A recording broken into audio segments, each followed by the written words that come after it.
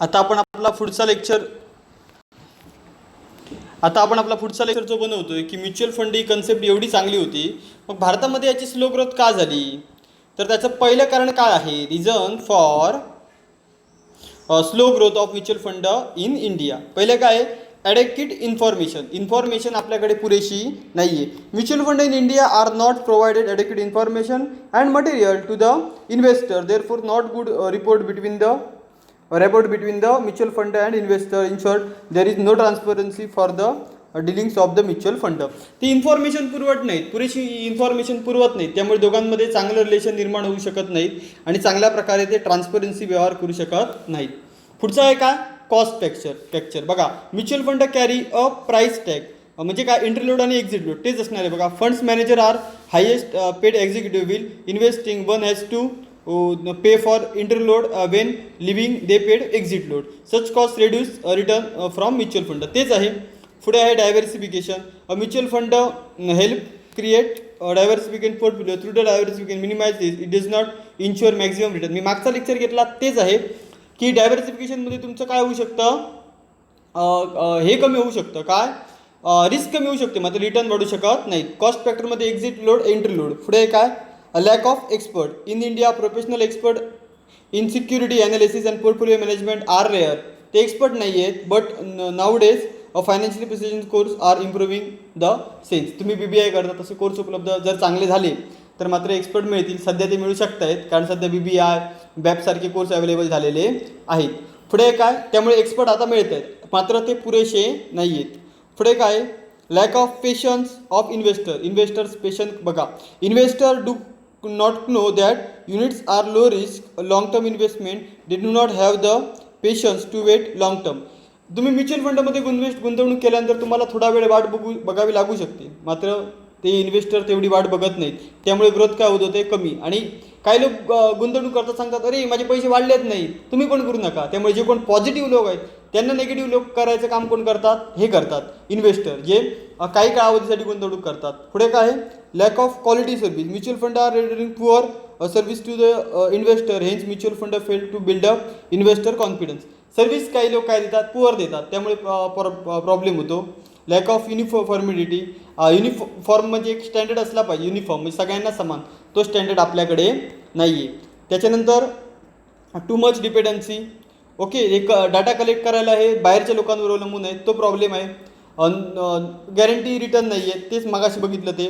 पुढे proper fund selection, हे आपण मगाशीच बघितलं. हा लेक्चर जवळजवळ आपण मगाशीच बघितलेला होता. पुस्तकात हे पुन्हा दिलं की स्लो ग्रोथ. तुम्ही स्लो ग्रोथला उत्तर काय लिहायचं? तेच लिहायचं. कुठचं उत्तर लिहायचं सांगा?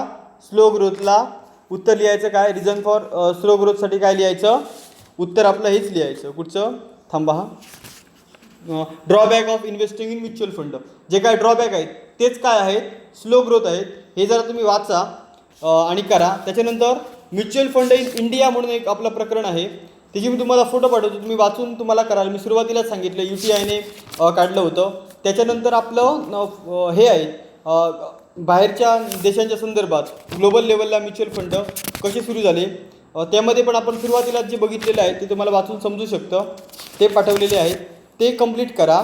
ओके, आणि हे जवळजवळ हे प्रकरण मी इकडे संपवलेलं आहे.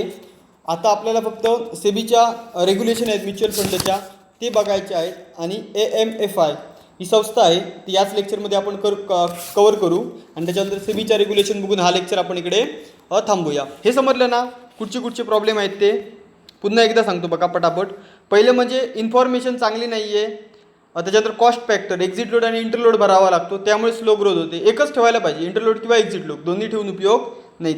डायव्हर्सिफिकेशनमध्ये रिस्क कमी होते, मात्र तुमचा रिटर्न वाढतीलच याची गॅरंटी नाही. अशा स्कीम आल्या पाहिजेत. त्याच्यानंतर एक्सपर्टची कमी आहे. पुढे इन्व्हेस्टरमध्ये पेशन्स असला पाहिजे, तो वाढला पाहिजे, याची जागृती व्हायला पाहिजे. क्वालिटी सर्व्हिसेस द्यायला पाहिजेत. युनिफॉर्मिटी, सगळ्यांना स्टँडर्ड समान असले पाहिजेत. त्याच्यानंतर रिटर्नची थोडीफार तरी गॅरंटी असली पाहिजे. आणि प्रॉपर फंड सिलेक्शन कसं करायचं यासाठी इन्व्हेस्टमेंटसाठी अवेअरनेस करायला पाहिजे. आणि इथिकल प्रॅक्टिसेस चांगल्या प्रकारे वापरायला पाहिजे, तरच म्युच्युअल फंड वाढवू शकतो. आता आपण काय बघूया पुढच्यात? AMFI हे आपण बघूया आणि हा लेक्चर आपण इकडे थांबूया. ओके, आता आपण काय बघूया? AMFI. याचं नाव लक्षात ठेवा. AMFI काय आहे? Association of mutual fund in Association of Mutual Fund in India is a nodal association of mutual fund across India. AMFI provide usually knowledge and insight regarding mutual fund and investment. AMFI was established in 1995. AMFI ची संस्था कधी झाली? 1995 मध्ये याची स्थापना करण्यात आली आणि ही म्युच्युअल फंडचं भारतातलं असोसिएशन आहे आणि ही सुप्रीम बॉडी आहे. ओके, पुढे बघा काय बघा, पुढे बघा पुढच्या पेजवर UTI come together realize the need for the common forum for the addressing the issue of the affect the mutual fund. जेव्हा UTI आधी 1964ला फक्त UTI होतं आणि ते 88 नंतर ते त्या काळात 87-88 मध्ये आपण प्रायव्हेट लोकांना अवेलेबल करून दिलं. कोठारी पायोनियर हा आपला पहिला प्रायव्हेट म्युच्युअल फंड आहे. ओके, तेव्हापासून एक ना कॉमन फोरम असावं दोघांसाठी, UTI आणि या सगळ्यांसाठीच. तेव्हा या संस्थेची गरज निर्माण झाली, तेव्हा AMFI स्थापना करण्यात आली. बघूया आपण. The AMFI is the dedicated to developing the Indian mutual fund industry, professional health and the ethical lines to enhance and maintain standard all areas view to protecting and promoting the intervals mutual fund their unit holder. म्हणजे भारतामध्ये चांगल्या प्रकारे mutual फंडने काम केले पाहिजे. तिकडे काय असायला पाहिजे? हेल्दी असलं पाहिजे वातावरण, इथिकल असलं पाहिजे. यासाठी हे AMFI काम करतं. आता आपण AMFIचे 1 by 1 ऑब्जेक्टिव्ह बघूया. बघा, objective to define and maintain high professional and ethical standard in areas of the operation of the mutual fund industry. Mutual fund इंडस्ट्रीमध्ये चांगल्या प्रकारचे काय पाहिजेत? इथिकल विषय व्हायला पाहिजेत. यासाठी हे मदत करतं. पुढे बघा, to recommended and promote best business practices and code to conduct to the followed by the members and other engage activity of the mutual fund and asset management including agency conducted involved in the field of the capital market and the financial service. त्यांना code of conduct हा शब्द लक्षात घ्या. बघा, code of conduct म्हणजे नियम तयार करून देण्याचं काम हे करतं, AMFI करतं. Interact with SEBI and to represent to SEBI on all matters concerning the mutual fund industry. SEBI बरोबर हे सेबीला मदत करतं आणि सेबी बरोबर सगळ्या काम करायला AMFI मदत करतं.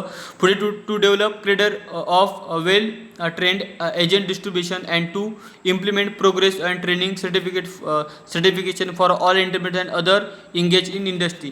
त्यांच्यासाठी त्यांच्या डेव्हलपमेंटसाठी चांगले प्रकारचे कोर्स पण अवेलेबल करून देतं AMFI. आणि तशा प्रकारे काय करतं ते सांगा, इंडस्ट्रीसाठी जे कोण इंटरमिडिएट्स आहेत त्यांना सर्टिफिकेट देण्याचं काम पण कोण करतं? AMFI करतं. म्हणजे तुम्हाला परवानगी पण AMFI कडून घ्यावी लागते. To undertake notified investor awareness and program so as to promote proper understanding the concept of the working of the mutual fund. म्हणजे म्युच्युअल फंडबद्दल अवेअरनेस निर्माण करण्याचं पण काम कोण करतं? AMFI करतं. ओके, पुढे बघा, to disseminate information on mutual fund industry and so undertake study research directly and an association with other bodies. हे रिसर्चसाठी पण काम करतं आणि इतर लोकांबरोबर काम करून यामध्ये कशा प्रकारे चांगलं काम करता येईल हे याचे ऑब्जेक्टिव्ह आहेत. ऑब्जेक्टिव्ह नॉर्मल आहेत की काय? इन्व्हेस्टरला प्रमोट करणं, रिसर्च करणं, यांना सर्टिफिकेट देणं, सेबीला मदत करणं, हे याचे काय आहेत? ऑब्जेक्टिव्ह आहे. या AMFIच्या नोट्स कंप्लीट करा. AMFIचं तुम्हाला फुल फॉर्म माहीत असायला पाहिजे. AMFI म्हणजे काय? Association of mutual fund in India. म्हणजे काय? Association of mutual fund in India म्हणजे AMFI. आणि याची संस्थाची स्थापना 1995 मध्ये करण्यात आली. हे तुम्हाला माहीत असायला पाहिजे. हा लेक्चर आपण थांबूया. ओके.